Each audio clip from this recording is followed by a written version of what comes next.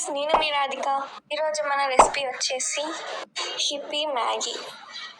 So first 3 pieces hippie Maggi తీసుకొని 1 onion సన్నగా తరిగి 1 ప్యాన్లో 2 స్పూన్స్ ఆఫ్ ఆయిల్ వేసుకోవాలి.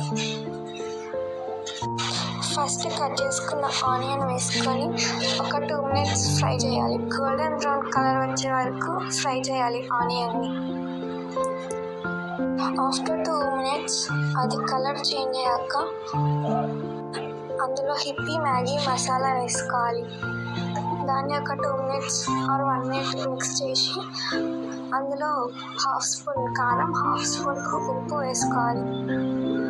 అవన్నీ మంచిగా మిక్స్ చేశాక 2 కప్స్ ఆఫ్ వాటర్ వేసుకోవాలి.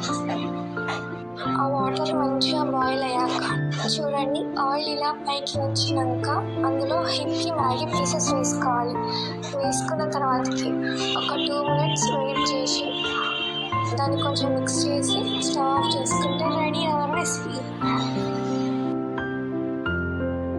Like, share and comment and subscribe for more videos.